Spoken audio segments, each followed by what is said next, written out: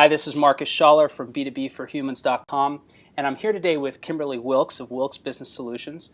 And Kimberly works with small businesses customizing simple, time-efficient, and effective social media solutions to help them attract customers. And today we're going to do a little follow-up on a guest post I did a couple weeks ago for B2Bbloggers.com called 5 Steps to Building a Solid Content Marketing Foundation. Basically, it laid out a content marketing structure to build on, and we're going to take that a step further now and incorporate using social media to develop your content strategy. First question I want to ask you is, once you've created your content marketing foundation and added at least the social media channels to that, how do you suggest companies take the next step and start using those social media channels to help optimize their content strategy over time? I think the first step is going to be understanding what social media does for you. And I think that there are really 3 things that social media can do for you. First, social media doesn't work alone. It's got to work with other channels. So it's great for 4 things. It's great for generating awareness. It's great for driving traffic and generating leads. It's great for facilitating customer support. And it's good for building community around your brand. And it's always better in social media if you can get other people to share your stuff. So with that foundation, then you can start using social media to enhance your content marketing strategy. Okay, and tell me a little bit more about how you'd be able to use social media combined with content marketing, because I think sometimes people think of those 2 things, content marketing and social media, as being synonymous, and they're very closely, they're synergistic. But they're not exactly the same thing. So tell me a little bit more about how social media can help you develop your content marketing over time. Right. I think the biggest way that you can use social media to help you develop your content marketing strategy is to use it in kind of a customer support capacity, to listen to your customers and to find out what their content needs are. You can do this passively by setting up monitoring. You can do this easily in Google Alerts, or there are a variety of different ways that you can set it up. But to passively listen and find out what people are saying around keywords and in your industry to get an idea of what type of content people are looking for. You can also do this very actively on social media by asking questions, polling your audience, and really engaging in those one-on-one conversations to find out what type of content is resonating with your potential audience. You can also use social media to generate awareness and drive traffic. You can use this to drive traffic both to your blog content and to other content offers that you might have. It's really important when you're using social media to drive traffic that you have a compelling content offer, because you want to be able to capture that traffic as email leads so that you can follow up with some sort of email marketing. Okay. An example of a company that does this really well is HubSpot. End of every blog post that they post, they have a compelling content offer.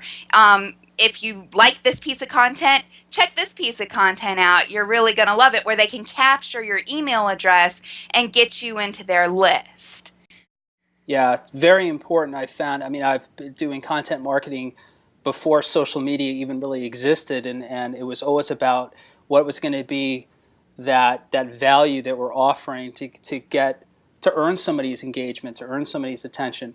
And I think that's a really key point. And a lot of the sites that I look at every day, unfortunately, that's missing from the majority of the sites that I see. They have a blog post and maybe some sharing buttons, but there's nothing really after that.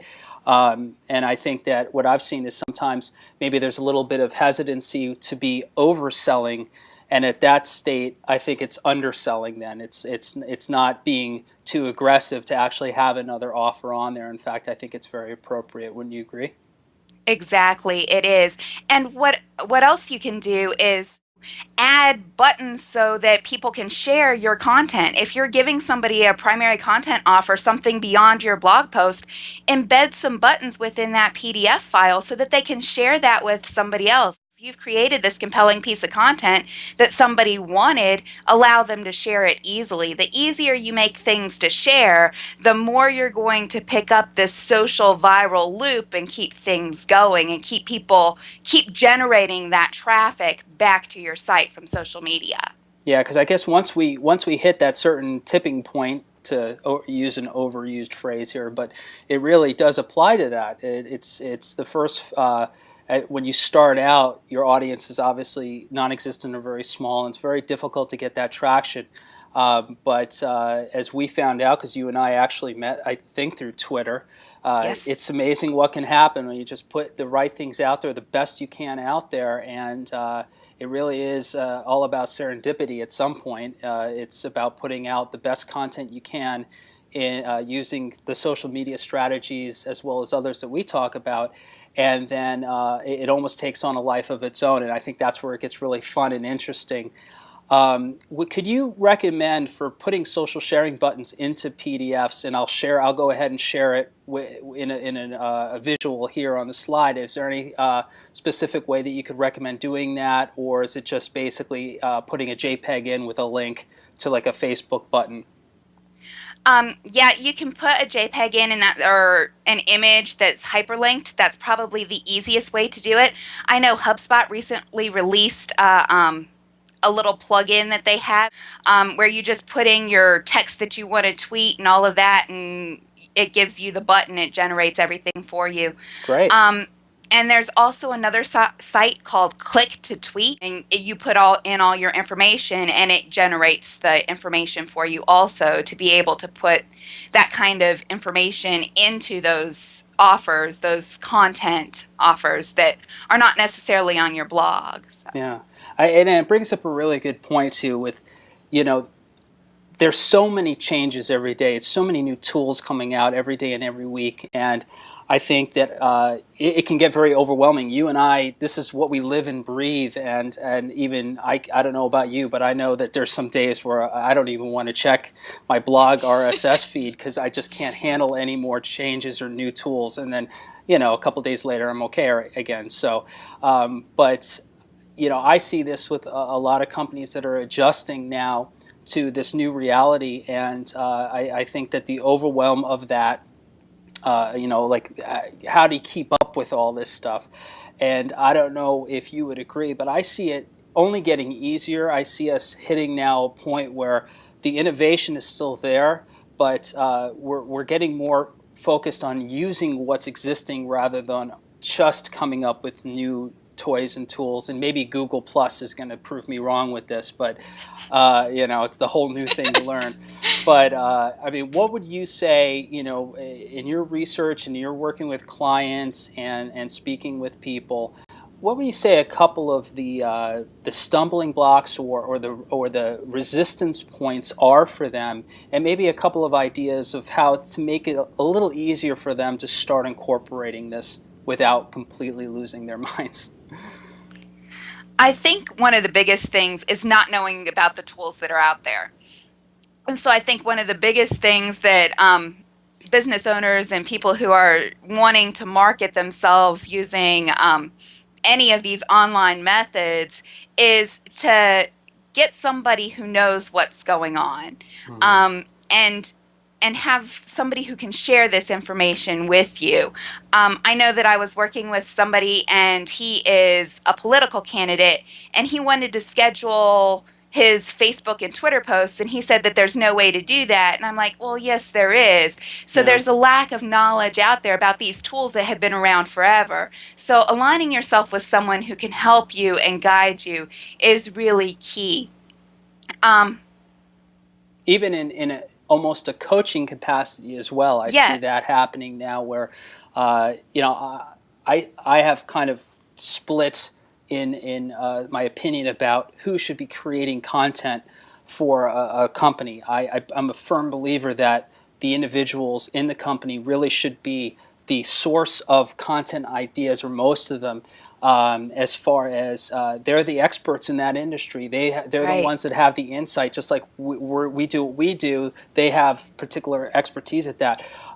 Where we come in, whether it's in social media or content development or creating offers, is how do you bring those ideas to life, and how do you do it as efficiently as possible and with the broadest appropriate reach as possible. And so on the other hand, that's where the help comes in and where the help is needed. And I think as a team, you wind up creating much better work than each individual will be able to do on their own. Exactly, exactly. What's one thing that you think people should be looking out for now? I mean, I mentioned before Google Plus is the new. I don't know if you've gone on there yet. I've avoided it so far, but I just got on there this afternoon. I oh, have been avoiding it too. okay. So I just kind of like figured it by the 10th day. If I still see it in my Twitter stream, then maybe I'll check it out. But what are some of the things maybe that you see up and coming in the next few weeks or couple of months that you find particularly interesting, particularly in a B2B capacity? Um, I think that there are a lot of new shiny tools and a lot of new stuff on the horizon, but I think what's going to stick around is the tried and true, at least initially. Hmm. Like Google Plus, they're not even opening that up for businesses yet. Yeah, So it's, which is I why think I'm ignoring it right now. say exactly. I Yeah. think that for personal stuff, Google Plus might be really cool, but for businesses, staying on Facebook and marketing yourself well there, connecting with people on Twitter and marketing yourself there, connecting with people on LinkedIn and marketing yourself there. Those are your top three. And then getting into video. Hmm. And doing some video content because video ranks so well in search engines right now. And you can really put out some good videos for your business that will develop that trust and do what you need them to do to bring in that traffic and Sure. to create business. Yeah, and there's a couple of tools that I wanted to mention in closing real quick related to the video because I've always been a fan of video, audio.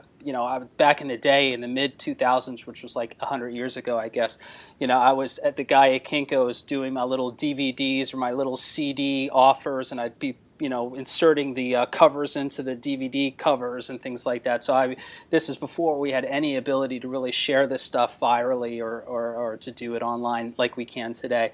But the premise is still the same, and there's a couple of tools that I've been using a lot lately. One of them is this right now, which is obviously Skype, but with their the call recording feature that you can get as a plugin, which I think is really a great tool, and I discovered it through I think it was a Chris Brogan interview a few weeks ago, and I just thought it was really cool.